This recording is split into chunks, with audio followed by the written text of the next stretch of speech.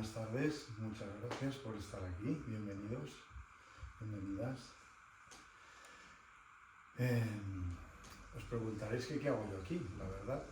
Para mí fue una enorme sorpresa cuando ISEI me puso un WhatsApp y me dijo: oye Miguel, nos gustaría que nos dieras una clase, una conferencia.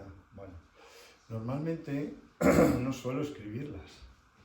En este caso la he escrito con una finalidad: no extenderme, ser preciso, 45 minutos y dejar un espacio para que podáis hacer preguntas.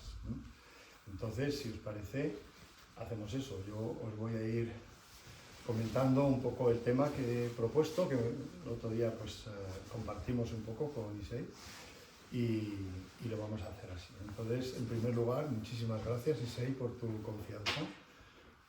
Te has tirado a la piscina porque casi no nos conocemos, o sea que es una confianza importante.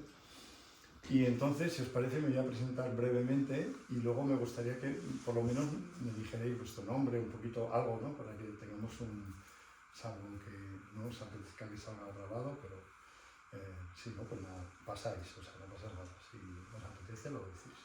Bien, mi nombre es Miguel Ibáñez. Yo actualmente trabajo como coach ejecutivo, pero en realidad mi trayectoria es bastante heterogénea, bastante mezclada. Fui 17 años monje, practicante Zen. He trabajado junto con mi maestro en Alemania 3 años y medio. Entonces he tenido una afición importante por la práctica de la meditación Zen. También soy practicante de Tai Chi en la rama Chen, que es como un poco más marcial, ¿no? Os digo esto un poco para que pongáis contexto, ¿no?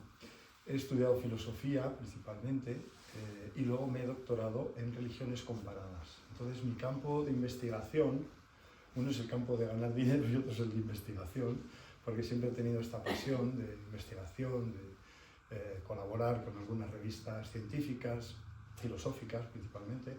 Mi campo de investigación ha sido siempre lo que llamamos filosofía cognitiva y especialmente comparando Oriente y Occidente. Este es mi campo, ¿no? Entonces yo hice una especialidad dentro de filosofía, que entonces era el único sitio donde existía, por desgracia ya tampoco existe. Creo que esto sonará un poco.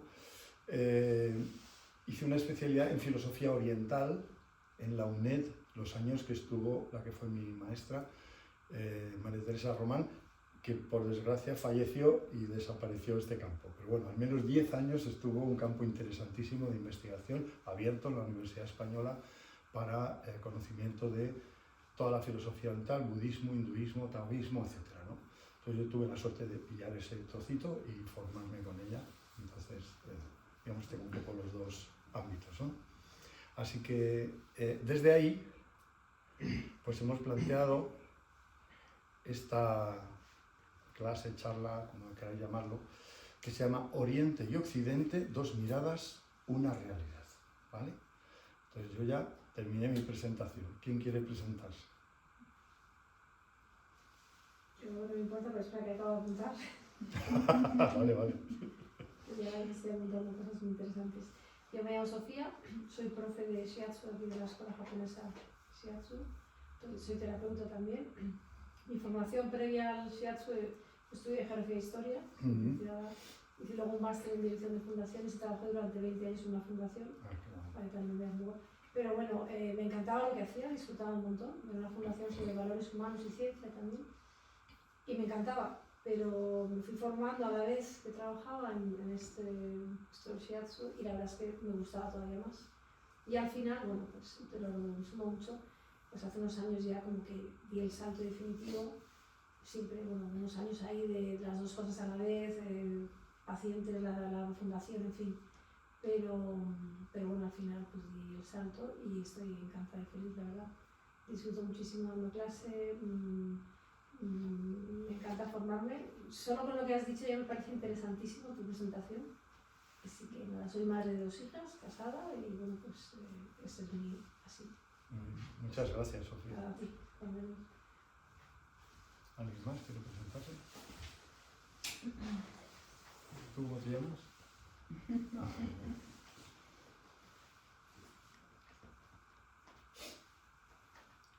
Bueno, hoy venimos de un voluntariado que hacemos, una actividad práctica donde vamos con los alumnos a un centro de día, donde bueno, le damos atención, invertimos tiempo hacia un sector que bueno, cada vez es más amplio por la tendencia demográfica que hay en los países pues, desarrollados, es la más tendencia, ¿no?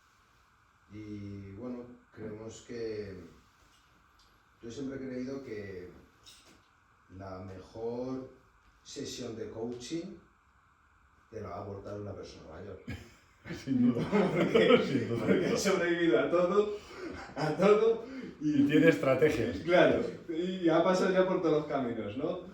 Entonces, bueno, aparte de eso, pues también es para que también ya es como la etapa más frágil y creemos que ahí es donde hay que ser pues, más delicado y preciso con lo que es el contacto a nivel verbal como a nivel físico, ¿no? Y bueno, eso es un poco la experiencia que hemos hecho hoy en un centro de día. Wow. Entonces, venís cargaditos, ¿eh? Sí. Muy bien. Bueno, pues si os parece vamos empezando y luego cuando hagáis una pregunta decís, pues soy fulanito, y ahí seguimos, ahí nos vamos conociendo, ¿vale? Bien, pues en primer lugar, ¿qué es lo que pretendemos en esta clase? Fijaos, yo quiero sobre todo hablar desde mi experiencia personal, es decir, que los conceptos, las palabras que vamos a utilizar en realidad reflejan aquello que yo he ido pasando o viviendo, ¿no? Y eso es, creo, importante, ¿no? Mi contacto con Oriente ha sido un contacto totalmente desde dentro, porque yo tengo 62 años. Cuando yo era pequeño, Oriente era una película en la tele que se llamaba Kung Fu. Eso era todo Oriente, ¿no?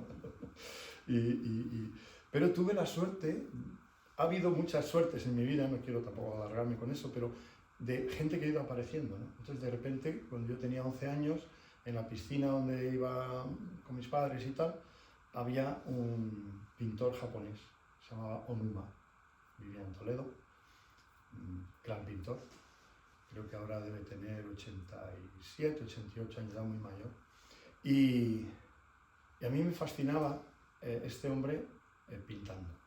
O sea, yo me quedaba mirándole ahí horas y recuerdo una anécdota que era, él estaba con el lienzo en blanco, sentado, y yo al lado diciéndole, pinta algo, anda, venga, pinta. Y él decía, pero pinta. Niño occidental, nervioso, que hace aquello en blanco. Y ya en una de estas me dijo, hay que esperar a que la pintura salga. Yo me quedé flipado con aquello. Estuve como 3 días dándole vuelta, era como un koan, ¿no? Luego entendí lo que es un koan, ¿no? en el mundo zen.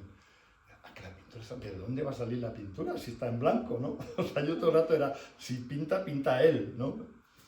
Con los años lo entendí, ¿no? Pero aquel fue como mi primer impacto y a partir de ahí empecé una necesidad, una búsqueda muy grande de leer, de buscar, etc., ¿no? Eso me llevó a conocer el Zen, me llevó a conocer el Tantra, donde hice mi tesis doctoral, me llevó a conocer el Tai Chi, artes marciales, es decir, todo aquello que me sonaba a oriental, ¿no? Entonces era como, me fui hacia el polo oriental, ¿no? Pero luego, cuando empecé a estudiar a fondo, dije, no voy a entender nada del mundo oriental si primero no entiendo mi propia cultura, ¿no? O sea, para tener un conocimiento tienes que tener un referente y por contraste, esto es muy yin-yang, ¿no? Por contraste vas aprendiendo, ¿no? ¿Por qué? Porque la estructura de mi mente ya estaba hecha en el colegio, con lo que escuchábamos, o sea, se te iba formando una estructura. Para poderla comparar necesitabas conocer los dos mundos. Entonces ese fue mi punto de partida. Y fijaos, he dicho Oriente y Occidente, dos miradas, una realidad. ¿Por qué digo esto? Pues porque ha costado mucho a la humanidad occidental reconocer la grandeza del pensamiento oriental. Ha costado mucho, bueno, todavía cuesta. Vosotros sabéis mejor que nadie, todavía cuesta.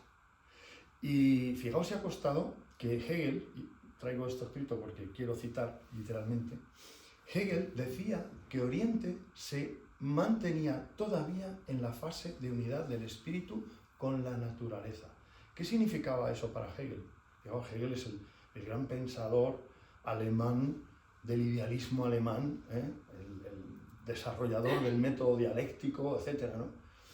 Fenomenología del espíritu, es decir, una especie como de buque insignia de lo que va a ser toda la última y más elaborada filosofía de Alemania, con Kant, Schelling, etc. Bueno, pues Hegel decía que a Oriente no merece la pena ir para nada porque no distinguen racionalidad de mito. Esa fue su frase expresiva, ¿no? Es decir, todavía están en esa fase que él denominaba unidad de espíritu con la naturaleza, en donde los conceptos, etcétera, pues están todos mezclados y no se entienden. Y detrás de él, muchísimos pensadores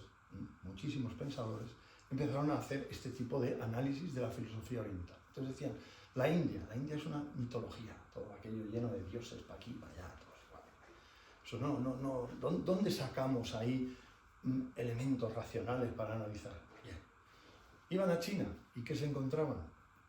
Por un lado se encontraban un orden ético basado en conceptos, digamos, de bienestar, de moralidad, etcétera, de Confucio, y luego una mística muy oscura y muy rara que era el Tao.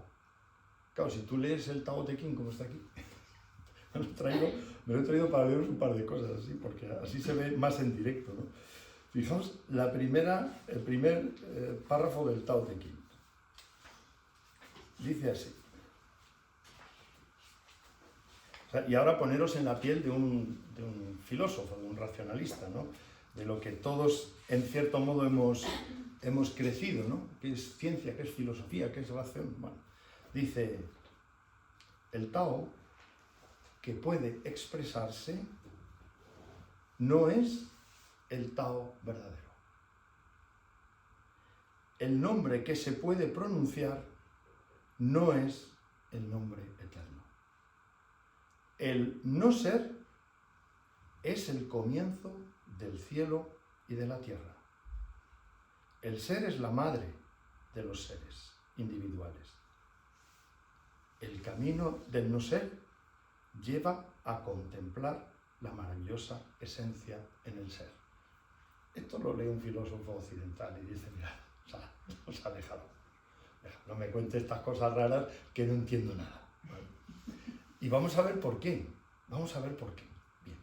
Entonces, este es el primer aspecto. Hay una dificultad de acometer textos que están hablando de una sabiduría muy profunda, pero con un modelo cognitivo diferente. Ahora vamos a ver un poco qué es eso. Porque uno de los aspectos más importantes es entender desde qué modelo cognitivo analizamos la realidad. ¿Esto por qué os lo digo? Porque es que hoy día está muy claro que, bueno, no está tan claro. Hay muchos científicos materialistas que piensan que su modelo es el único que funciona. ¿Sí? Entonces, como yo hago esto y pasa esto, quiere decir que este es el modelo auténtico. Pero eso es una mirada cortita, ¿no? Es muy cortita, porque hay veces que nosotros analizamos un fenómeno en una parcialidad pequeña y podemos decir, efectivamente, si hago esto, pasa esto. Pero si ampliamos la mirada, decimos, ha pasado eso y muchas más cosas. Y no nos habíamos dado cuenta. Es decir, los modelos cognitivos, perdonad la palabrota, pero es que se llama así, los modelos cognitivos lo que nos dan es un marco, una especie de matriz con la que nosotros, al preguntar a la naturaleza, colocamos los datos que nos devuelve. Cuando yo hago una pregunta a la naturaleza me responde. Si yo a la naturaleza le pregunto, ¿cuánto mide este espacio? La naturaleza me responde, me da datos que yo puedo meter en mi matriz de matemático. ¿Vale? ¿Pero eso significa que la naturaleza mide? No. Significa que yo mido. Ella me responde con lo que yo le pregunto. Porque a lo mejor la naturaleza me dice, ¿crees que existe el espacio? ¿Crees que existe el tiempo? Y ya hoy muchos científicos se dan cuenta de que también el espacio, también el tiempo, son presupuestos nuestros. Luego, fijaos lo importante que es comprender un modelo cognitivo, porque a partir de un modelo cognitivo yo puedo hacer las preguntas correctas a la naturaleza. Lo digo como pórtico, ¿vale? Ahora iremos viendo algunos ejemplos concretos, incluso que os afectan a vosotros, ¿no? Bien, pues os decía que, claro, cuando uno mira a Oriente como forma de pensamiento, uno puede darse cuenta de que la manera como ellos preguntan a la naturaleza es diferente. Por ejemplo, en la India, nosotros sabemos que tienen unos instrumentos de lógica maravillosos. De hecho, son buenísimos matemáticos. De hecho, fueron los primeros matemáticos seguramente, ¿no? Pero todos sabemos que su manera de entender la salud y la medicina es distinta. Y esa misma es la que pasa a China y esa misma es la que luego se extiende por todo el sudeste asiático. Porque la mentalidad y el modo de preguntar es distinto. ¿Quiere decir que es mejor uno que el otro, el occidental que el oriental? No. Simplemente que son diferentes. De momento, partamos de aquí, ¿no? Bien. Entonces, para entender esto, que son dos modelos cognitivos, vamos a comenzar por ver muy brevemente, en mucha síntesis, las dos cosmovisiones, las dos miradas, el cómo entendemos la realidad desde un punto de vista y desde el otro, desde Oriente y desde Occidente. Fijaos que esto puede parecer como muy etéreo, ¿verdad? Oh, la mirada, la cosmovisión es una cosa tan... ¿Qué tiene que ver eso con la vida concreta? No, tiene que ver. ¿Por qué? Porque es que según como sea mi cosmovisión, según como yo me plantee la relación con la naturaleza, con lo que me rodea, van a tener tremendas consecuencias el modo como yo actúe y el modo como yo me relacione. Muy importantes. Y os voy a poner un ejemplo. Fijaos, para nosotros la tradición occidental se centra en un concepto de ciencia que se basa en la sucesión de eventos, ¿no? Entonces, para nosotros, si dijéramos, ¿qué es lo primero en nuestra mirada de la naturaleza? ¿Qué es lo primero? Pues el Big Bang es lo primero, ¿no? A ver, la mayoría, porque nos lo han contado, porque claro, tampoco tenemos modos de demostrarlo, pero como sabemos que hay gente que se dedica a esto, nos cuentan que efectivamente hubo un momento de una singularidad, así lo definen, en donde un montón de energía se expande, ¿vale? ¿Y qué es lo que hay en el Big Bang? Pues fijaos, a partir de ahí, fijaos qué importante es esto, a partir de ahí es a partir de donde se construye la lógica de la estructura de la realidad. Si ha habido un Big Bang y lo primero que ha habido ha sido mucha energía, y después de esa mucha energía se ha hecho pura radiación, es decir, la energía pura se convierte en radiación, la radiación en partículas. Las partículas se van haciendo cada vez más complejas y a medida que va pasando el tiempo y se van enfriando, se van condensando y van formando elementos que luego forman pues, todo el universo. Vale, eso es convincente, ¿no? Es una historia. Entonces, ¿dónde ha empezado todo? En la energía esta, que ha explotado. ¿Y cómo se ha ido formando todo lo que ha venido? Pues por distintos campos de fuerzas, ¿verdad? Entonces son como unas fuerzas un poco casuales, porque nadie sabe muy bien de dónde vienen las fuerzas específicas. Ni siquiera se sabe muy bien qué es la materia. O sea, fijaos, a este nivel estamos, pero bueno, da igual. Pero son fuerzas específicas que unas y otras se relacionan, ¿no? Electromagnetismo, calor, temperatura, fuerza cinética, etcétera. Fuerzas que van influyendo unas en otras y van como ajustando, ¿no? Fijaos que en cierto modo, a medida que un cuerpo se va haciendo más denso, va generando gravedad. Y eso es otra fuerza que se incorpora. A medida que se van cerrando, los átomos se van generando otras fuerzas, por ejemplo, la fuerza nuclear fuerte, la nuclear débil, etc. No os quiero marear con esto, pero entendemos que esta es nuestra mirada. Entonces, ¿qué es lo que funciona en la cabeza del occidental? Si esto es antes y luego esto es después, esto es consecuencia de esto. Es decir, el principio de causalidad. ¿Vale? Esto es muy importante. Esto es súper importante porque toda nuestra ciencia se basa en causa-efecto. Y sin embargo, muchos científicos reconocen que hay cosas que funcionan y no saben por qué. Así como hay otras cosas que pasan y no saben por qué. Yo no soy médico, pero sé que en el mundo de la medicina hay palabras que parecen términos médicos importantes, por ejemplo, atópico, por ejemplo, yo tengo una de esas que dice, usted tiene hipertensión esencial, ¿vale? ¿Qué significa? No tengo ni puñetera idea de lo que tiene usted. Solo sé que tiene hipertensión, no me pregunten de dónde. Entonces, esto pasa, ¿no? ¿Sabéis, por ejemplo, otra cosa curiosa, ¿no? Que el tratamiento de los trastornos de ciclotímicos, no de personalidad, sino de euforia y depresión, este es un trastorno de...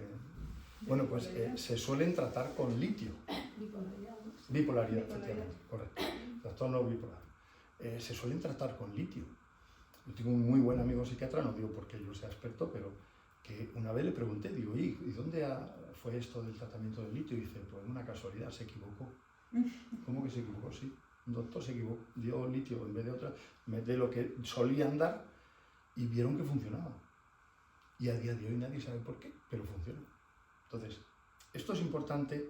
¿Por qué os pongo este ejemplo? Porque la relación causa-efecto funciona, y funciona bastante bien, en general, pero no es definitiva. Vamos a quedarnos con eso. No es definitiva. Hay muchas cosas que se nos escapan. Pero la ciencia se ha construido en esta línea, ¿vale? Y esta línea comienza fundamentalmente con el método científico. Sabéis que lo inaugura en cierto modo Galileo, el método científico, y Galileo ya pone el pie en pared y dice, vamos a ver, yo con mi método científico puedo abordar una serie de fenómenos. Las estrellas, las fuerzas, el peso, y hay otros que no. Por ejemplo, la mente humana, qué es un pensamiento, qué es un sentimiento, cómo se amplía, cómo no, cómo medirlo, eso no entra en mi método. Entonces dijo, vale, pues yo voy a hacer la ciencia primera, que es esta, y la otra la dejo para después o para quien pueda. Y él dijo, pues para los teólogos, que no tienen otra cosa que hacer, que se dediquen a esto. Bien, esta iniciativa iba a decir, pero bueno, esta decisión de Galileo de dedicarse solo a aquello que son fenómenos experimentables por los sentidos, esto ya es un reduccionismo enorme. Porque además nos pasa una cosa, que es que los fenómenos que más nos importan, los de verdad, donde nos jugamos todo, son los otros. Con lo cual andamos fatal, porque si solo la ciencia nos puede hablar de los que se experimentan por los sentidos, la otra parte se nos queda muy coja, ¿no?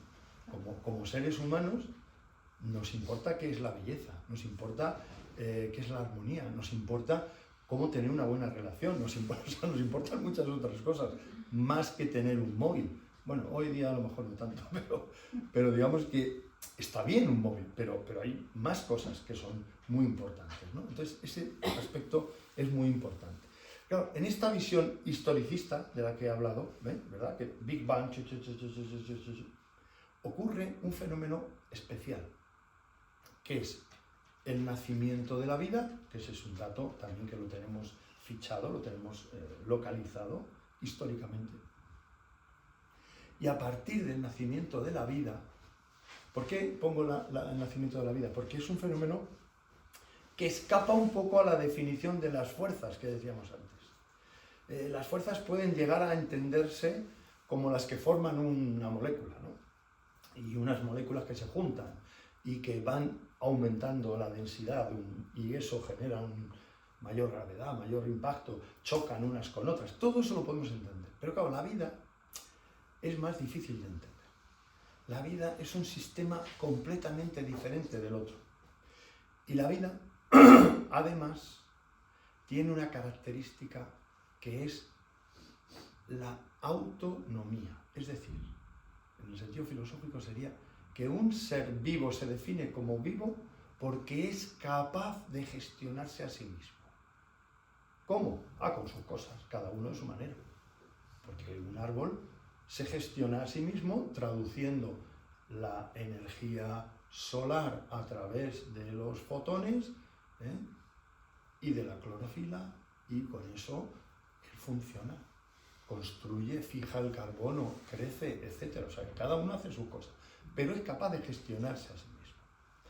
Entonces, ¿qué pasa? Que hoy día la ciencia dice, claro, esa capacidad de gestión requiere de unos elementos perceptivos que ya no son la mera fuerza. ¿Entendéis? Hay como una, y todos lo vemos, las plantas, los más sencillos, las plantas van buscando la luz. Y se van moviendo y van buscando. Luego hay algo que perciben. Claro, entonces eso es lo que tirando del hilo y evolucionando los distintos elementos vivos que existen, llega a la conciencia, ¿no? ¿Y qué dicen hoy muchos de los científicos cuando hablan de la conciencia? Que la conciencia es emergente. Esta palabra es muy importante. Entonces, en Occidente, todo es una línea cuyo final es la emergencia de la conciencia. Y luego está la guinda, que es la autoconsciencia, es decir, la consciencia de la consciencia, que esa la tenemos nosotros. Entonces, ¿dónde estamos nosotros? Oye, en la guinda. Es que estamos en lo mejor, ¿no? ¿Esto cómo se llama? Antropocentrismo, ¿vale? Y desde el Renacimiento hasta hoy día seguimos con una mirada antropocentrista, es decir, el ser humano en el centro. Por eso, en el fondo, aunque haya mucha curiosidad por saber si existen los extraterrestres, yo creo que a nadie le interesa. Porque nos quitarían el antropocentrismo de un plumazo, pero bueno, como de momento no los hemos visto, dejémoslo ahí. Bien, esta es la cosmovisión occidental.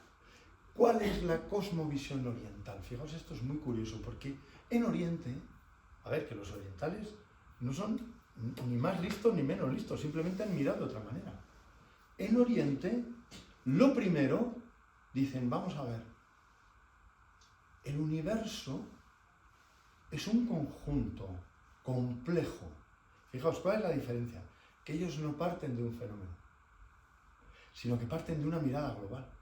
Lo miran todo a la vez. Y dicen, esto es tremendamente complejo. ¿Y cuál es la característica? Fijaos, esto también lo dijeron los griegos. El mundo no es un caos, es un cosmos. Estas dos palabras son muy interesantes. Es un orden. Y dicen, para que exista orden, tiene que haber conciencia. Luego, ¿qué es lo primero? La conciencia. O sea, en Oriente es al revés que aquí. Lo primero es consciencia. Por eso, en el hinduismo se va a considerar a Brahma, que es el ser completo, como Sat Chit Ananda, que traducido es ser, un ser dinámico que está siendo, consciencia a la vez y dicha o armonía. Sat Chit Ananda. Esta es la mirada oriental. Desde esta perspectiva es de donde el oriental percibe que todo está conectado, que no hay cosas sueltas. Y por tanto, que el principio fundamental de causalidad, fijaos, no he dicho una cosa que la acabo de ver ahora, pero que es muy importante, y es cómo construye la ciencia, igual que la filosofía. ¿Cómo construyen? Gracias a una estructura lógica que llamamos silogismo. Si pasa esto, entonces pasa esto. Si yo conozco las causas, entonces, ¿Y entonces qué hago? Lo compruebo. Lo compruebo una vez, 2 veces, 3 veces, vale, parece que va. Ahora voy a intentar que no ocurra. Si no pasa esto, no pasa lo otro. Perfecto, ya me ha salido. Eso es fundamental. Entonces, frente al silogismo lógico, racional, para analizar las cosas, que está muy bien para andar por casa. Esto es fundamental, ¿eh? O sea, no estoy diciendo que uno sea mejor que otro, es que es muy útil para ciertas cosas. O sea, si a una persona le duele un punto y yo le aprieto y le duele, pues yo no aprietes 2 veces porque le está doliendo, ¿no? Eso sería un silogismo, causa-efecto. Pero la mirada global es otra cosa. La mirada global hace que Oriente se dé cuenta de que el mejor modo de conocer la realidad no es tanto por la lógica analítica, sino por el desarrollo de la intuición. Este es el cambio. Y claro, ahí entramos en un territorio, claro, si somos occidentales diríamos, uy, la intuición, ay, eso es... ¿Y quién mide la intuición? ¿Y cómo se sabe la intuición? Claro, al occidental eso le pone muy nervioso, porque no es controlable. Pero al oriental no, ¿por qué? Porque él sabe cómo medir la intuición. Esta es la diferencia. Voy a dejarlo de momento aquí, sé que esto dará a preguntas, pero para ir avanzando un poquito. Bien, ya hemos visto, por tanto, 2 grandes modelos en la cosmovisión. Uno que da lugar a una sucesión lógica y a una línea, y el otro que parte al revés, parte de la consciencia. La consciencia es la que refleja el orden y esa consciencia se hace presente en todos los elementos que tengan orden. Se hace presente en todo. Por eso se habla hoy día de panpsiquismo, que es una expresión griega que es psiquismo, conciencia, digámoslo así, en todo. Esta consciencia que lo invade todo, lo que de alguna manera pone de relieve, fijaos, esto también es característico del brahmanismo, lo digo porque son como de las filosofías más antiguas, es que cada ente individual, cada elemento individual de la existencia, es simplemente un reflejo limitado de esa consciencia. Y ellos ponen el ejemplo del fuego. Ellos dicen, Brahma es como una gran hoguera gigante donde ya no podría haber más fuego. Pero de ese fuego yo puedo sacar una velita, que es fuego, exactamente igual, pero pequeñito. Puedo sacar una antorcha, o puedo sacar un pebetero enorme que tenga, pero al final es fuego. Esta es la imagen que suelen poner. Ponen a veces también otra imagen, ya digo, las imágenes es lo que les pone nervioso a los científicos, porque las imágenes, ¿qué cualidad tienen? Que desarrollan la intuición, que se captan por intuición. Entonces, otro ejemplo que ponen es el oro. Dicen, claro, tú puedes tener una medallita de oro, puedes tener un cofre de oro, puedes tener, bueno, a ver, un váter de oro, como algunos que les gustan, ¿no? Es decir, podrás tener muchos tipos de objetos, diferentes formas, pero todos tienen la misma cualidad, ¿no? Ese es el otro ejemplo que utilizan. Bien, entonces tenemos que eso a lo que te lleva es a decir, vale, o sea que en el fondo la manera como ellos entienden la realidad diversa es diferente. ¿Por qué? Porque ya no es fruto de la evolución de una cosa en la siguiente a través de causas y efectos, sino que es más bien como actualizaciones individuales de una conciencia universal. Fijaos el cambio. Entonces, tenemos ejemplos parecidos, como puede ser, no sé si habéis oído hablar de los fractales. Los fractales son geometrías matemáticas que lo que hacen es repetir un patrón hasta hacerlo enorme, enorme, enorme, pero si tú miras el último, es idéntico al más pequeñito. Y eso lo vemos en la naturaleza también. No sé si habéis visto los brócolis, por ejemplo. Coges un brócoli y tú ves el brócoli así grande, pero lo vas viendo en pequeño y hasta el último puntito es un mini brócoli. Un fractal, ¿no? Sería un ejemplo. O otro ejemplo sería los hologramas, ¿no? Hologramas que uno ve el holograma y si rompes un trocito se ve el holograma en el trocito pequeño, ¿no? Bien, son metáforas. Por tanto, desarrollo de la intuición. Esto sería en cuanto a la cosmología, ¿vale? Es la mirada general. Un segundo punto es la relación entre consciencia y energía. Este es otro punto interesante de comparación. Primero, miradas al mundo, ¿no? Una y otra. Ahora, ¿qué es energía y qué es consciencia? Bien, en la antigüedad de la India se decía que el universo primero fue consciencia, como ya hemos dicho, y esta consciencia era pura y vacía, y que se empezó a expandir en dos principios. El principio Akasha, que ellos lo identifican con el espacio, o éter también, pero no es éter la sustancia, digamos, es como una dimensión de espacio.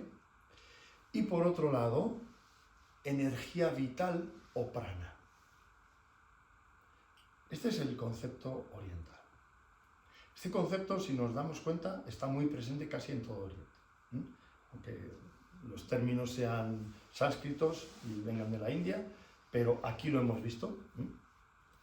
El auténtico Tao no es del que se puede hablar. ¿Por qué? Porque no tiene forma, porque es expandido. Y el prana es el equivalente al chi de los chinos o al ki de los japoneses, ¿no? Es decir, dice, pero claro, ya estamos con esoteria. ¿Verdad? Seguro que os lo habrán dicho alguna vez. Ya estamos con esoterias, eso, a ver, ¿dónde está eso? ¿Se puede medir? ¿Le puedes poner una varilla y que te marque cuándo entra, cuándo sale y si es mucho o si es poco? ¿Vale? Es que yo lo veo de otra manera. Vamos allá. Este dualismo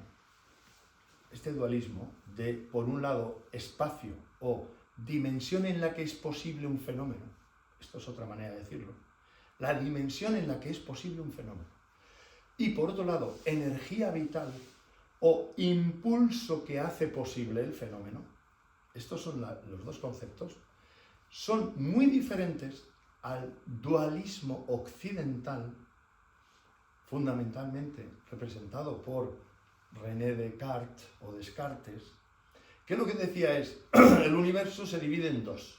Claro, lo que hizo fue retomar el problema de Galileo, y él dijo, yo lo voy a solucionar. Existen dos sustancias. El término sustancia es un término filosófico, no son sustancias químicas. El término filosófico de sustancia aquí quiere decir aquello que es en sí mismo y que no necesita de otro para ser. Eso es sustancia. Entonces dice, hay dos sustancias nada más. Una la llamó, traducido, cosa extendida, res extensa, cosa extendida, que es todo lo material. Es decir, la materia, por definición, es aquello que ocupa un espacio. Bueno, no estamos tan lejos de la India. Bien. Cosa extendida.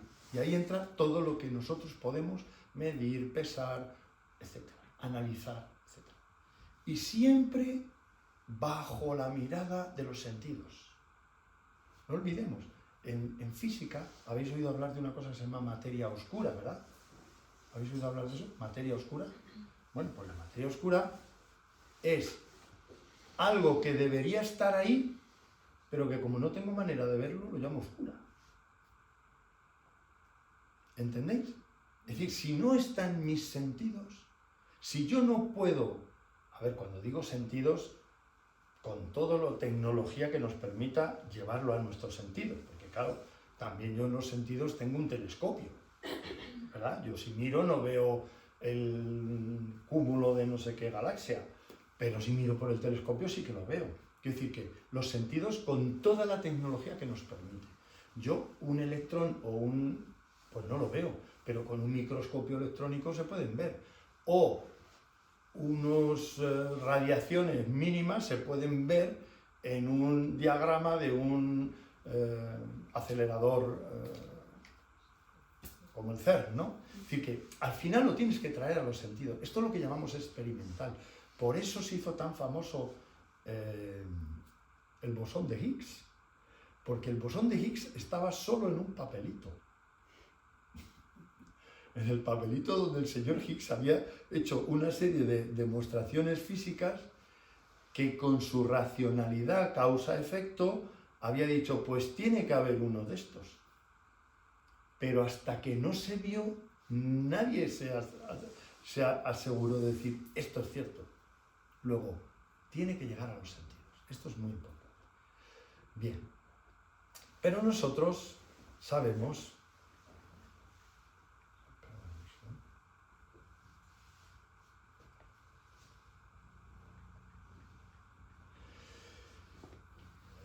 que junto a esa res extensa, Descartes dijo, pero también hay otra sustancia que es la res cogitans, es decir, la capacidad de pensar, es decir, la conciencia. Y llegó a una conclusión que es, fijaos, es que esto es como muy chocante, ¿no? Porque, ¿qué es lo que...? Fijaos, la pregunta que se hizo a Descartes fue muy interesante. Me dijo, vale, existe la res extensa, que me entra por los sentidos. Pero ¿y cómo estoy seguro yo de que eso que me entra por los sentidos es verdad?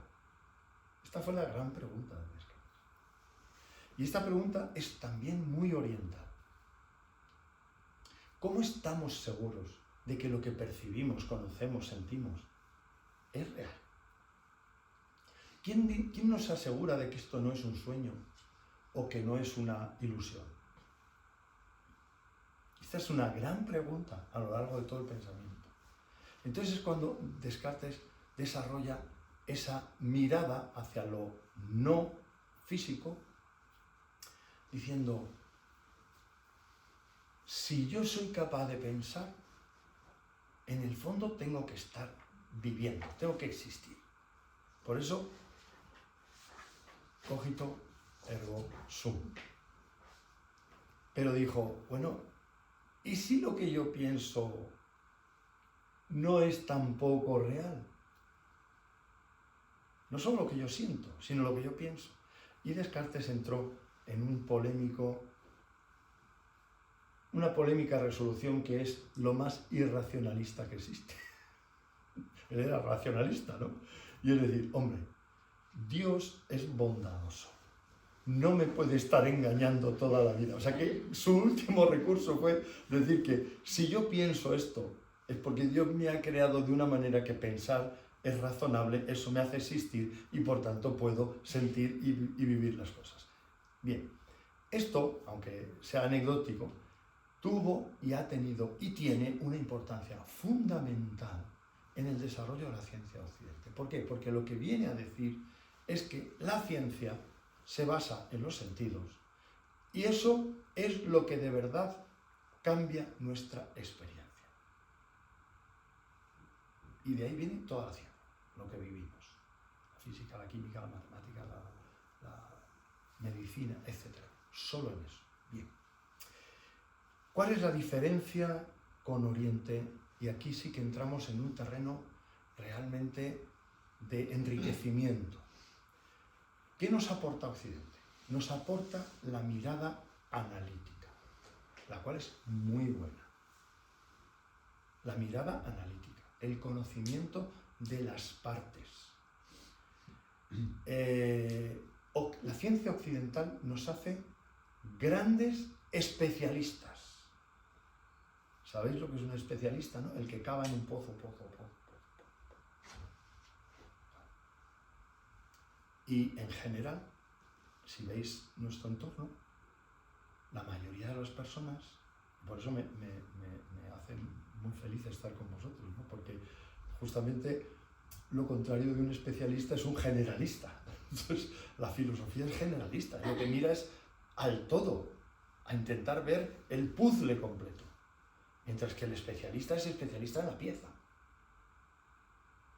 Imaginaos que estamos haciendo un puzzle y cada uno de nosotros es especialista en una pieza, cielo. Todas las de cielo para el que quiera aquí. Entonces todas las de especialista en cielo. O sea, son las más difíciles, no los puzzles. Porque eso todo azul. O mar, todo azul. No tiene referencias, ¿no? Pero aquí tenemos especialistas para todo. Todos somos especialistas. Especialista en esto, en lo otro. Entonces, ¿qué ocurre con un especialista? Bueno, en los médicos, no sé vosotros, pero yo tengo que ir bastante a menudo porque soy diabético y otras cosas.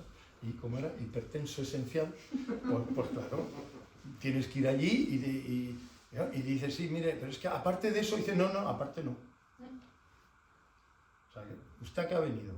No sé, o sea, usted es neurólogo, no sé, me duele la cabeza, sí, pero es que digo que también las muñecas, ¿sabes? Para las muñecas pida otro día. O sea, así funcionamos, especialista. O sea, no me preguntes, o sea, si estamos hablando de que tienes palpitaciones del corazón, no me digas que te duele el hígado. O sea, no porque estamos del corazón, o sea, no mezclemos. Entonces, especialistas, y eso nos pasa en todo, en cualquier ciencia, lo sabéis de sobra, y es necesario cuando tenemos que hacer cosas muy complejas, porque el tema de Occidente es que se fundamenta en la complejidad, en el análisis de la complejidad. Y claro, la complejidad cada vez más compleja. Y eso requiere mayor y mayor dedicación y mayor especialización. Y estamos en esas. Bien. Entonces, frente a eso, o mejor dicho, debajo de eso, hay un planteamiento filosófico muy importante, que es que además lo arrastramos desde los griegos, que es que las cosas son. Y no tenemos ninguna duda. ¿Esto es un libro? Sí. Es un libro. ¿Y qué queremos decir cuando digo es un libro? Pues que esto lo es por sí mismo. Quiero decir, esto es un libro. O sea, no tengo ninguna duda. No pienso que sea otra cosa o que podría ser otra cosa. Es decir, el ser de las cosas es algo fijo. Fijo. Y tú, ¿cómo te llamas? Alicia. Alicia, ¿verdad? Bien. Alicia se levanta por la mañana y dice, yo soy Alicia. Y se queda tan fresca. Porque se ha visto en el espejo, se ha reconocido y ha dicho, soy Alicia. ¿No? ¿Y qué es lo que dice Oriente? Dice, cuidado, sobre todo por influencia del budismo. El budismo pone en cuestión el ser con las marcas de la existencia, ¿no? Que son el sufrimiento, la impermanencia y la no sustancialidad, es decir, nada es. ¿Esto cómo que nada es? No. Está siendo, que es otra cosa. Ah, amigo, ahí nos pone una pregunta encima de la mesa y un planteamiento completamente distinto. ¿Cómo? ¿Que las cosas no son? No. Las cosas están siendo. ¿Pero cómo que están siendo? Sí, están siendo según las circunstancias. Voy a poner un ejemplo muy tonto. Esto es un libro porque nosotros sabemos leer, conocemos su funcionalidad, le damos un cierto tono de importancia, pero si tuviéramos otra cultura, esto podría ser un calzo para una misa. ¿O no? Y dices, sí, pero como libro no deja de ser. Ya, pero si te fijas, un libro no es solo el conjunto de las páginas. Un libro no es solo el tocho. Para que yo lo llame libro, tiene que tener letras y tener una sabiduría contenida. ¿Entendéis? Entonces ya empezamos a ver que las cosas, claro, esto dicho de una manera funcional.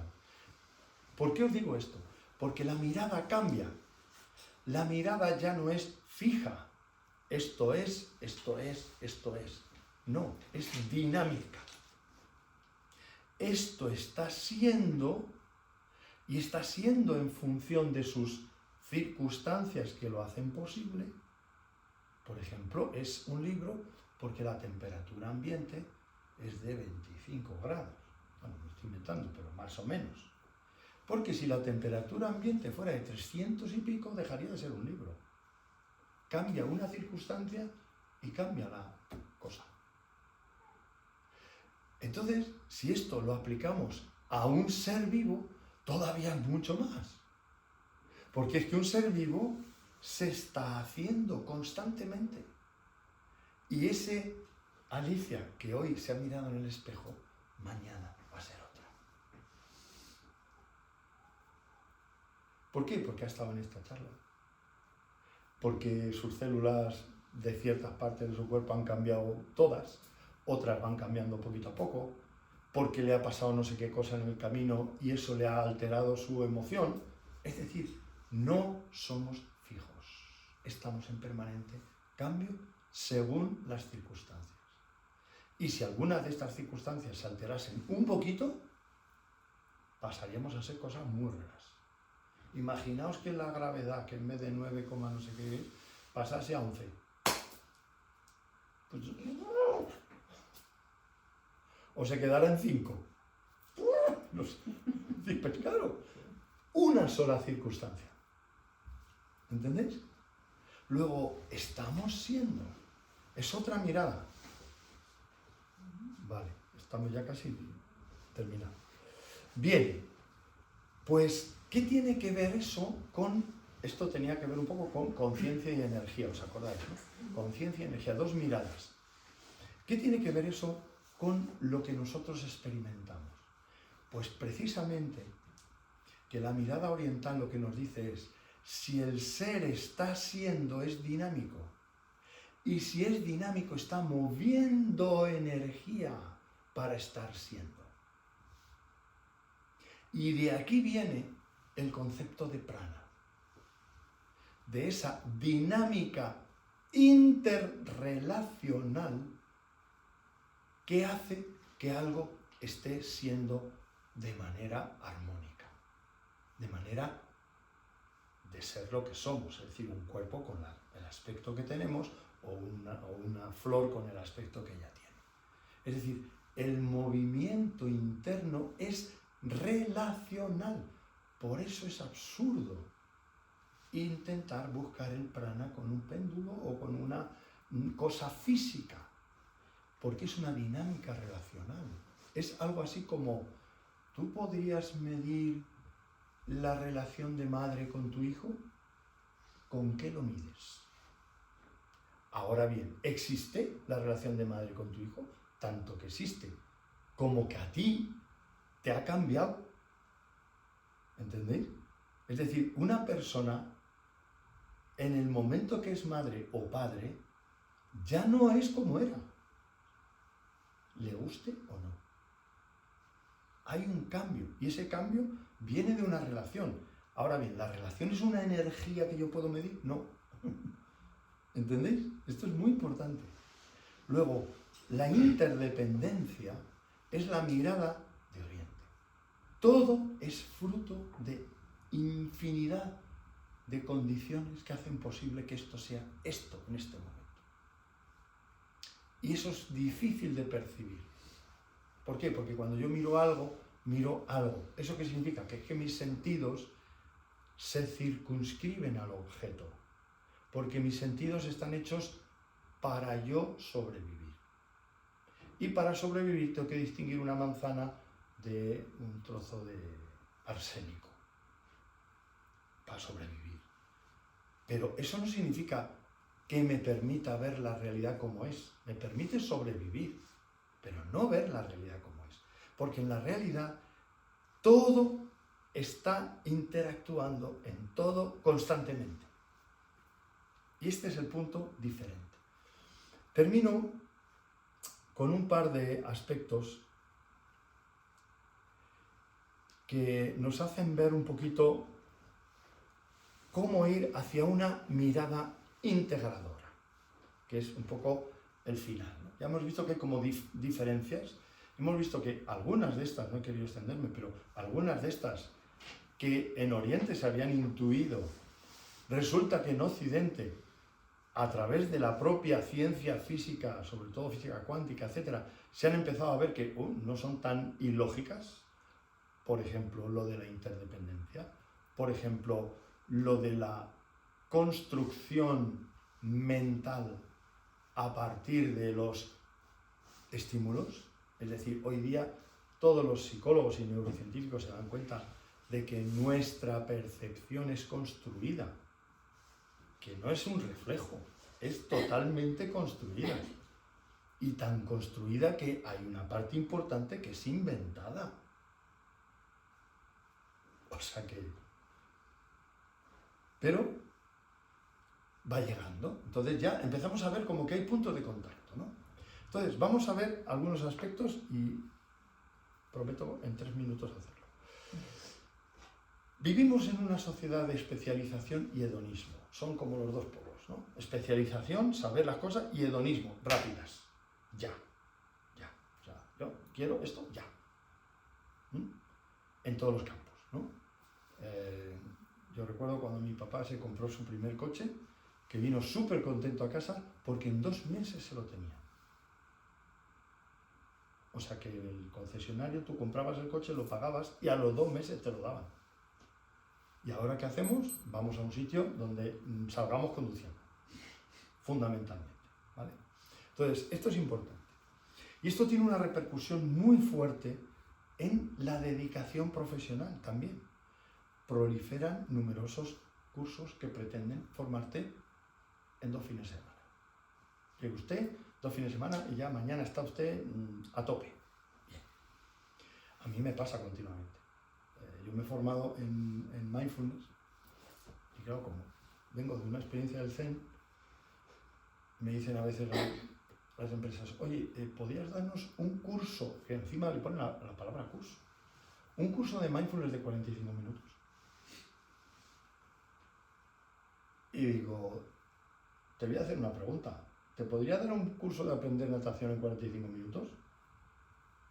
Os vais a ahogar todos. Pues esto es lo mismo, o sea, entiéndeme, yo te puedo explicar lo que es en 45 minutos, pero no pretendas que con esto ya la gente va a salir aprendiendo, practicando y haciendo de todo, ¿no? Entonces, sabemos que eso existe, ¿no? El debate se extiende también al de ciencia y pseudociencia. Nos llevan también a este territorio, ¿no? En donde lo científico es lo que está demostrado bajo método científico, lo pseudocientífico es lo que no se puede explicar. Bueno. Y ambas posiciones son un error. Porque la clave es que ¿qué refleja sabiduría y qué no refleja sabiduría? Esta es la clave. Muchas veces la ciencia es tremendamente reduccionista. Y entonces parece como que te da una respuesta, pero como no se ve el fenómeno en su totalidad, esa respuesta no siempre es la respuesta completa, pero te tapa un agujero.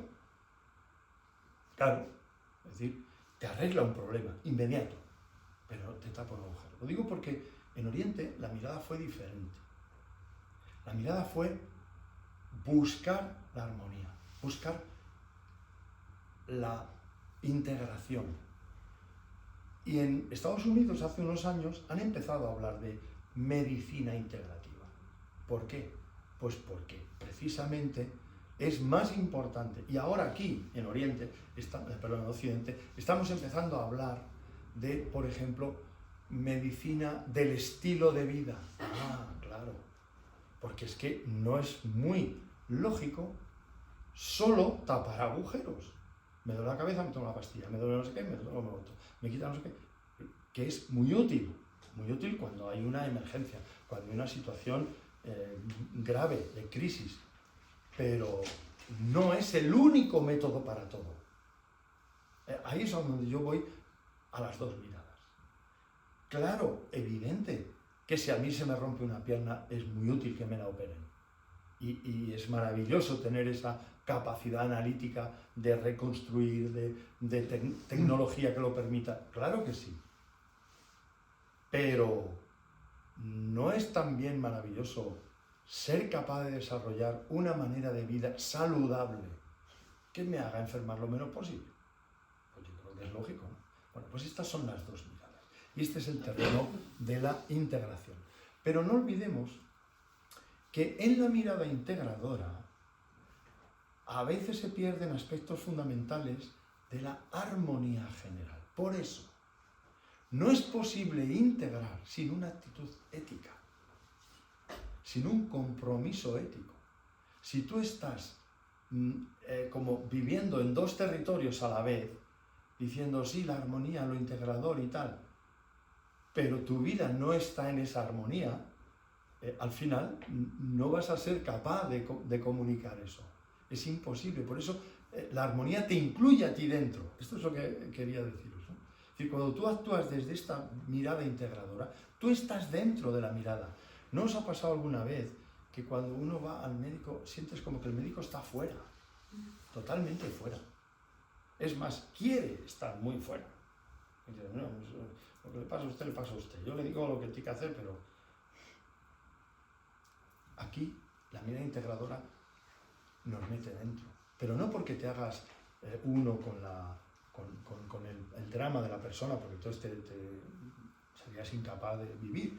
No, simplemente porque estás sintonizando con ese tema porque sabes que es parte de ti. No estás fuera. Es la totalidad la que está haciendo que esto esté en armonía. Es un aspecto muy importante.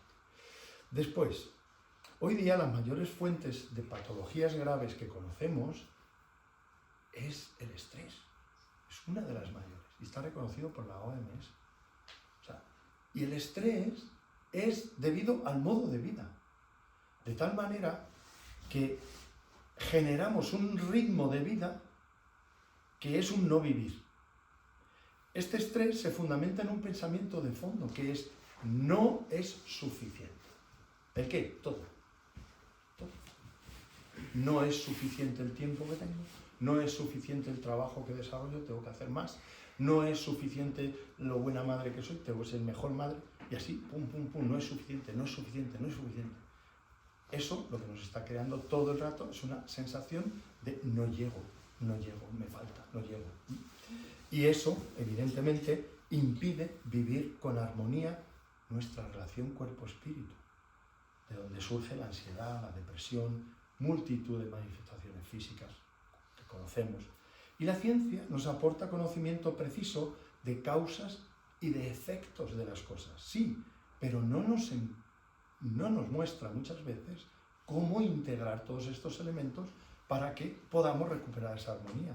Necesitamos paradigmas de cambio diferentes, que nos permitirán evitar caer una y otra vez en la misma rutina que siempre acaba en el mismo sitio, ¿no? Entonces, hacen falta paradigmas de cambio. Así pues, junto al conocimiento específico de los hechos analíticos concretos, necesitamos desarrollar sabiduría. Y desarrollar sabiduría es equivalente a desarrollar maestría. Cuando nosotros vemos a esas personas que ya han integrado un saber y lo han integrado en un nivel en el que su experiencia profesional es puro disfrute, es cuando vemos que esa persona es un sabio. Y voy a terminar solo con unas frases cortas. Me he pasado 7 minutos. Bien. La sabiduría son frases, nada más. La sabiduría, lo primero, requiere tiempo. Equivocarse muchas veces. Seguir a pesar de las dificultades, ¿no? Y esto es lo que te va dando maestría. La sabiduría requiere humildad. reconocimiento de que hay otros maestros que te han estado antes que ti. Mi maestro siempre repetía una frase que era: somos niños a los hombros de gigantes. No sé si era de él, creo que no, pero da igual, la frase es muy bonita. Realmente nosotros lo que llegamos es gracias a tradición, gracias a multitud de personas que han ido antes de nosotros. Y eso nos tiene que hacer reconocerlo con profunda humildad y agradecimiento, gratitud. En artes marciales siempre se coloca la imagen de los maestros y se rinde homenaje a ellos. ¿Por qué? Porque gracias a ellos estoy yo aquí, si no, no estaría. Bien, la sabiduría requiere aceptar los errores y experimentar la vulnerabilidad, porque si no, ¿cómo vas a entender la de los demás? Es imposible. De esa manera, los aprendizajes se hacen más intensos, más fuertes, más profundos. La sabiduría se forja comprendiendo al diferente. El sabio no teme al otro. No lo teme. Al revés. Si tiene algo que aprender del otro, lo aprenderá. Y la sabiduría se queda o se fija en la belleza y la armonía más que en la pura eficiencia. Esto es muy de los matemáticos, fijaos, es curioso. Los matemáticos, yo tengo algunos amigos, no solamente buscan que una fórmula sea eficaz, te hablan de fórmulas bellas. Es decir, que la expresión matemática sea redonda. Cosa que a mí me cuesta mucho. Yo puedo admirar la belleza de un cuadro, pero dice, no, pero es que esta fórmula, es que es de una belleza. Bueno, cada uno tiene su manera, pero esto es una expresión de sabiduría. Por último, la sabiduría se forja en la comprensión y en la compasión, las dos. Comprender, conocer a fondo, pero a la vez tener el corazón plenamente puesto en aquello, conociendo las dificultades y asumiéndolas. Y por último, la sabiduría, y esta es una muy buena y mala cuestión, la sabiduría es infinita, no se agota nunca. Por tanto, nunca se llega a ser sabio.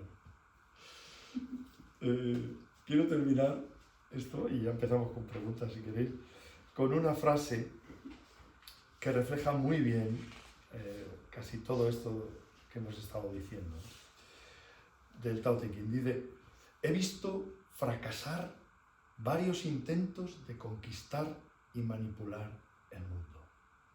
Y eso que no conocía nuestro tiempo. El mundo pertenece al espíritu, por lo tanto, no debe ser manipulado. Quien lo manipula, lo corrompe. Quien pretende conservarlo, lo pierde. Las cosas, ora preceden, ora siguen.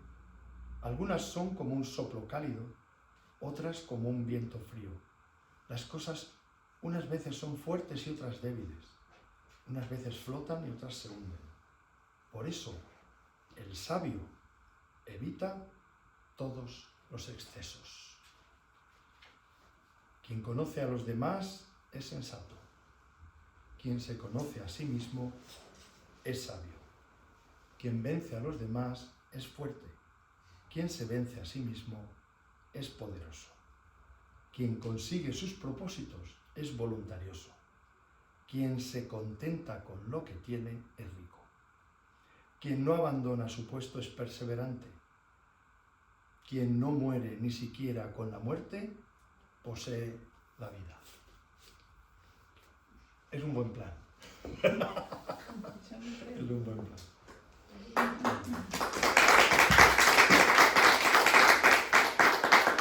Muchas gracias. Gracias. Y ahora podemos abrir un debate o unas preguntas o lo que os haya sugerido o algo que habéis echado en falta o lo que sea. Bueno, yo creo que había muchos aspectos relacionado con el shiatsu, sobre todo el maestro Oda muchas veces dice que en relación a la medicina occidental es muy micro, ¿verdad? Sofía lo dice muchas veces. En cambio en shiatsu, bueno, en la medicina oriental hay que ver el todo, ¿no? Porque desde, no sé, desde los ojos, el color de los ojos te puede decir mucho, las uñas te dicen mucho del estado interno. Entonces, yo creo que sí, has reflejado mucho lo que es a nivel, lo que se ve en este aula. Como tú dices, el reflejo de lo que tú has ido comentando ha sido como el reflejo de lo que se ve también en shiatsu. Eso es bastante curioso porque se relaciona directamente el...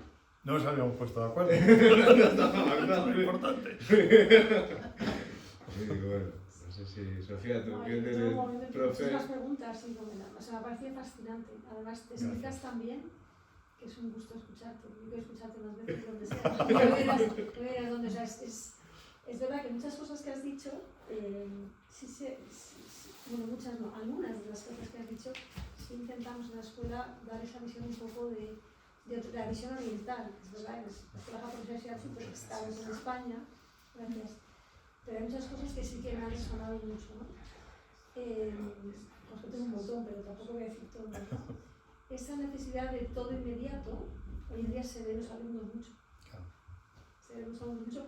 De hecho, hasta hace unos años, bueno, ahora hay cursos como más comprimidos en la escuela, ¿no? Porque es verdad que se demanda más esa velocidad de aprendizaje y a veces se ven los alumnos que necesitan las respuestas ya. O sea, necesitan que expliques ya esto a veces para ya ponerlo en práctica en un paciente, en un cliente, en un paciente, y dices, estás en un camino de iniciación, ¿no? Ten pausa, ¿no? Pero sí se ve esa necesidad de hacer todo rápido, ¿no?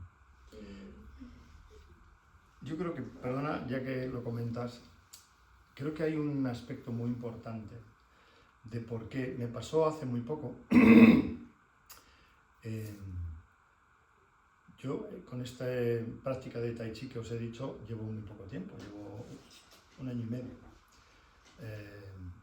Y mi maestro es un hombre que lleva toda la vida. Tiene mi edad y lleva prácticamente desde los 12 años.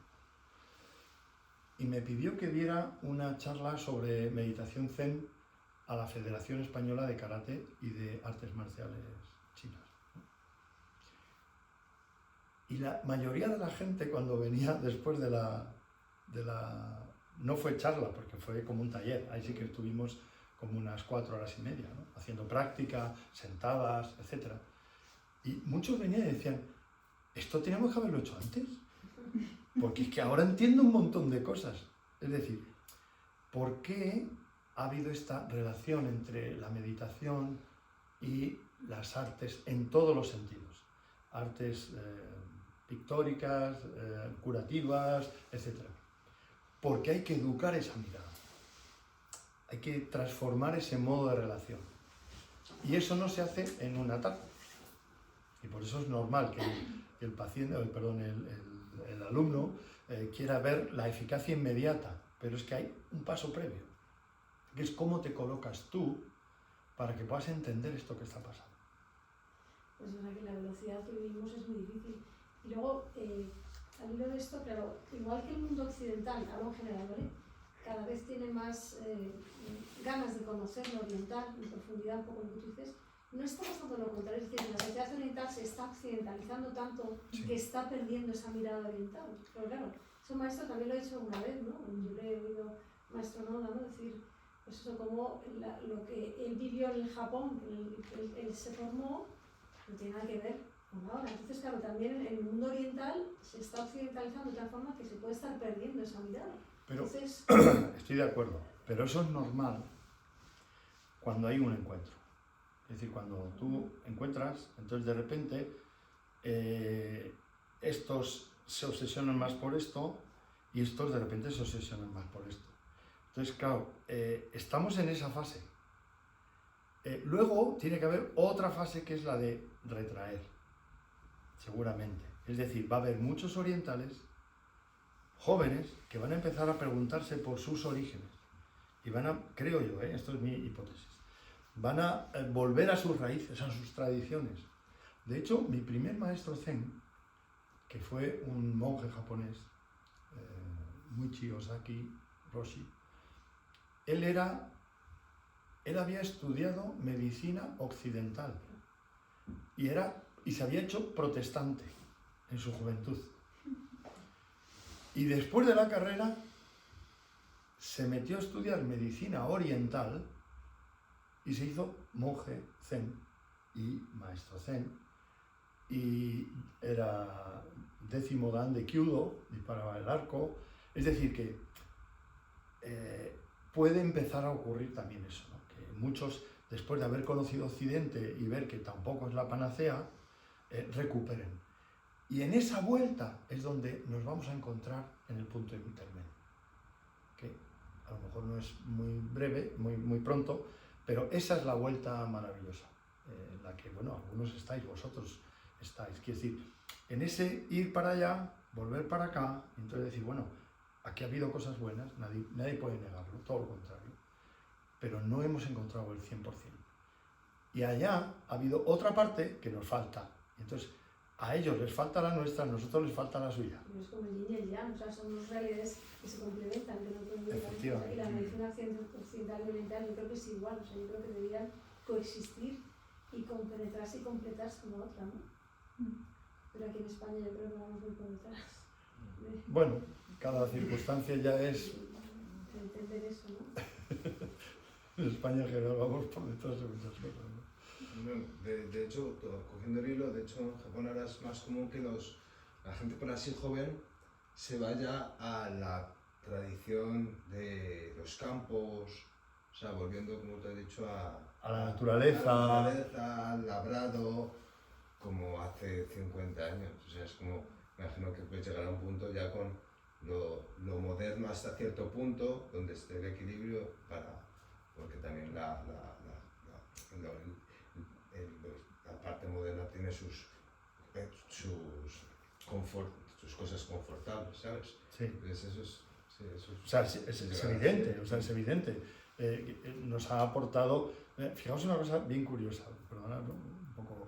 Una cosa bien curiosa, o sea, la sociedad occidental, con todo el progreso, nos ha permitido tener más tiempo libre. Esto es evidente. O sea, cualquiera en la Edad Media, igual en Japón que aquí, el 90% de su tiempo era para sacar 4 patatas y comer, y dar de comer a sus hijos, y poco más, ¿no? El problema es que tenemos más tiempo libre, y ¿qué es lo que ha hecho esta sociedad para que siga funcionando? Hacer del tiempo libre un objeto de consumo. Y entonces tú trabajas mucho para ganar dinero, para conseguir poder disfrutar en tu tiempo libre, y de esa manera vuelves al consumo. Entonces dices, pero no es tiempo libre para el crecimiento o para ser más feliz. No. O sea, es solamente para el debate. Oye, Lo difícil es salirse de eso. claro, por eso requiere de esta síntesis, requiere de este salto. Entre que tienes que trabajar para vivir, lo que tú decías antes, ¿no? Y perdón que estoy hablando yo sola. ¿Cómo me dejéis? Es que se llama Sofía. No, es decir, Se ha animado con el final. Sí, ya he perdido. Lo he perdido. Bueno. Pero bueno, que eso es lo difícil realmente. Por un lado, ¿Cómo salir? Tenemos que ¿Cómo vivir salir? y trabajar para comer y alimentar a nuestros hijos, es decir, tener un mínimo de necesidades cubiertas, que muchas veces no se consigue, pero a la vez salirte de ese mundo, pues que y sobre todo en la gran ciudad, o sea, es un horror. Yo creo, no sé si os pasa a vosotros o no, a mí me pasa, o sea, digo, van los días eso, atropellados, ¿no? Que te falta el tiempo de estar simplemente, de escuchar a los pájaros, de sentir simplemente, ¿no? Y no tienes el tiempo. Entonces, ¿dónde está esta clave, no? Que no es, o sea, es una pregunta retórica, no me vas a dar la respuesta. No. Pero que Ojalá tuviera yo la respuesta. Que eso es lo difícil realmente, ¿no? Que no somos muy conscientes, pero ¿quién se baja del carro, no? Sí. Aunque a veces, cada vez hay más gente bajando el carro, como decía. Sí, eso iba a decir. Cada vez hay más. A ver, el decir cada vez hay más no quiere decir que sea la mayoría, pero sí que es verdad que hay una tendencia progresiva a que las personas ya no están, en muchos casos, tan seducidas solo por el consumo, sino por un tipo de consumo, por un tipo de vida. El estilo de vida cada vez va entrando más, ¿no? Tener una alimentación correcta, tener un cierto ejercicio físico, es decir, que estamos en ello, pero bueno, todavía queda mucho por hacer, es evidente. Yo creo que somos prisioneros de un poco de cómo está gestionado todo el mundo, y salirse de esa prisión, salirse de ese libre y sentirse libre, pues no sé, la verdad que es complicado. Alguna vez se te va, pues eso, en algunos momentos especiales te sientes un poco más especial, casi siempre te sientes corriente, metido en el engranaje de tu vida, de todo, y un poco eso, me tengo que marchar. Me ha gustado mucho. Era un poco para poder... Para poder decir, me tengo que ir. Muchas gracias. Venga, hasta luego. Muy interesante. ¿Tú das charlas en más sitios? A ver, así como profesionalmente dar charlas, no. Yo tengo un grupo de Zen que justamente a las 7. No, hoy empezarán ellos. Tengo un grupo de Zen aquí cerquita en el instituto que hay en la Plaza de la Remonta, y es de práctica de Zen. Y a veces pues sí, actúo voy a sitios donde me dicen pues para temas de estos, pero vamos, que no es mi profesión en general. En algunos podcasts también he estado. Digamos que la mayoría de las personas hoy día están... ha habido una explosión muy grande en los años 2000, 2010, 2012, por ahí, del concepto de mindfulness, ¿no? Se ha puesto muy de moda, todo el mundo ha entrado ahí, le ha parecido maravilloso y tal. El problema vuelve a ser el mismo, y es que, claro, hacer un curso, bueno, bien, ¿no? Es muy bueno que todo el mundo haga cosas de estas, pero claro, la dificultad viene en la perseverancia, en cómo integrar eso en tu vida de una manera natural.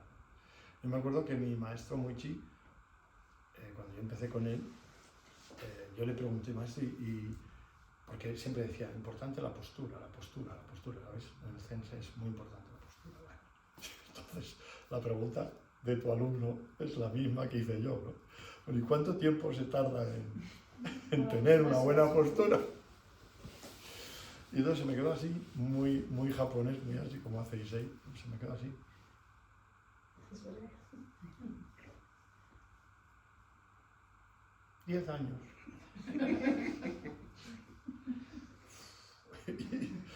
Y le digo, joder, pero eso es mucho tiempo. Dice, 10 años para empezar. Es muy de maestro, ¿no? Dice, el resto es toda la vida. Digo, vale. Y ahora lo entiendo. O sea, ahora lo entiendo perfectamente. Es decir, 10 años es para que tu postura realmente esté integrada. O sea, que no tengas que hacer un esfuerzo, sino que te sale. Pero toda la vida, ¿por qué? Porque es que nunca va a ser la misma. Nunca va a ser la misma. Porque la vas a tener que ir adaptando. Yo tengo las rodillas mal, entonces ya no es la misma que hace años. Es decir, el cuerpo no es el mismo, el cuerpo cambia. Entonces, la clave está en que tú sabes cómo rehacerla momento a momento. Entonces, ese es el trasfondo difícil de transmitir. Porque esto es intuición, ahí es donde está la intuición. Entonces, en cualquiera de los aspectos, es esa... Claro, es que es un conocimiento que no se puede explicar en un tablet y decirle, mira, léete la lección. ¿Verdad? No es así. Y por eso es tan importante también la proximidad de un maestro. Porque hay cierta enseñanza, los tibetanos lo llaman la enseñanza oculta o la enseñanza secreta, que no es porque sea secreta, en realidad es porque solamente la puedes ver en directo. O sea, seguro, que solamente viendo cómo un maestro coloca la mano o pone, te dices, anda, pero si es eso, fíjate, mira, hasta ahora no lo había visto. Y es que hace así un poquito y ya está, claro. Esa es la parte difícil, eso es lo que mueve la intuición de... Yo tengo una pregunta, pues un poco queda para otra charla, pero por ejemplo, ¿tú crees que este tipo de conocimiento oriental, que yo llevo estudiando unos años medicina tradicional china, tiene algo innato que no puedes coger o absorber siendo occidental? Me refiero a... porque entiendo que mucho es sentirlo más que conocerlo y leerlo 800 veces, entonces... ¿Es posible llegar al entendimiento de alguien que lo ha mamado en ese sentido? Yo igual no te podría responder al 100% porque no conozco el mundo del shiatsu a fondo, ¿no? Bueno, shiatsu Pero te lo digo desde mi perspectiva del zen, por ejemplo. Absolutamente. Sí. No tiene, o sea, oriental y occidental es por hablar. Por hablar. Quiero decir, sabemos que son paradigmas distintos, tal, pero somos seres humanos. La cuestión es que hay que desmontarse de los prejuicios. O sea, Igual que el oriental se tiene que desmontar de ciertos prejuicios si quiere entrar en nuestro mundo. Es simplemente desmontarte de tus prejuicios, porque el obstáculo principal son los prejuicios. El ir diciendo, a ver, no, pero vamos a ver. Entonces, claro, si vas con el pero vamos a ver, o sea, tú vacíate de eso, recibe lo que es y experiméntalo. Y ahí, y una, y otra, y otra, y otra. Y entonces te das cuenta si funciona o no funciona. Pero el prejuicio ya es un bloqueo. Pues ahí es donde está la dificultad. Y nosotros, los occidentales, somos muy soberbios. Nos creemos que sabemos todo y que... ¿sabes? Y eso es muy malo. El otro día hablaba con Issei que hay un koan zen que dice que un maestro zen estaba en su cabañita allí y le llegó un profesor de la universidad. Mire usted, yo que acabo de hacer el doctorado en el zen, entonces venía pues, a debatir con usted a ver algunos matices que se me han quedado en el tintero y tal. Y entonces el maestro le dice, ¿quiere un poco de té? Y otro dice, sí. Pone la taza y empieza a hacer. Un momento, se sale todo y dice, ¿pero qué está haciendo? Que se está saliendo todo el té por fuera. Dice, es que cuando algo está lleno ya no se puede llenar más. Como diciendo, tú has venido cargadito. Pues, ¿qué vas a aprender? Pues es eso, ¿no? Entonces, fijaos un último matiz. En el mundo oriental, esto es un aprendizaje de los occidentales, más que con el silogismo, que es lógica, que es razonamiento, en muchas ocasiones se trabaja con la paradoja. Habéis visto el texto, ¿no? O sea, es paradoja. Entonces es como una cosa a la otra, esto no puede ser, ¿qué es esto? ¡Pam! Y ahí es donde aparece la luz, en la paradoja. Y por eso, pues, no sé, en la medicina tradicional china se usa cosas paradójicas, ¿no? Me duele la oreja, te voy a pinchar el pie. Estás loco, ¿qué tiene que ver una cosa con otra? Porque... Claro, pero al final te basas otra vez en experiencia, otra vez es lo mismo, funciona porque lo estoy viendo, pero no me lo creo hasta que no lo veo. Entonces, claro. Bueno, eso me refiero con vaciarse de verdad, o sea, que es lo que más me está costando a mí, por ejemplo. ¿No? Dejar ahí la experiencia y no solo verlo y creerlo científicamente, empíricamente, claro. materialistamente. Los shiatsu es mucho de sentir, es mucho de intuir, por supuesto aprender, ¿no? Pero es mucho de intuición, de ir leyendo, ¿no? Con las manos el cuerpo del paciente, ¿no? Sentir. Y ahí volvemos otra vez al problema. ¿Cómo se mide el sentir? Es subjetivo. Claro. Es que querer hacer una ciencia objetiva, 100% objetiva, en el fondo es un reduccionismo, porque no es verdad. La mayoría de los avances científicos han sido fruto de la intuición. Cuando un tío estaba durmiendo, cuando no sé quién discutió con no sé cuánto y le vino la... Es decir, pero claro, como eso no lo podemos medir, decimos que no, fue la demostración de la fórmula el papel y tal.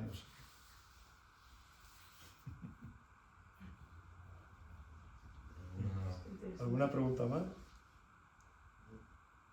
Todas. ¿Todas? Todas. Bueno, eso está bien, eso está bien. Eso está bien. Si te vas con preguntas es lo mejor. Es lo mejor. Pues muchas gracias. Pues nada, a todos vosotros por vuestra Me escucha. Un gustaría placer. hacer una foto, Vale, ¿vale? venga. Bien. Hacemos una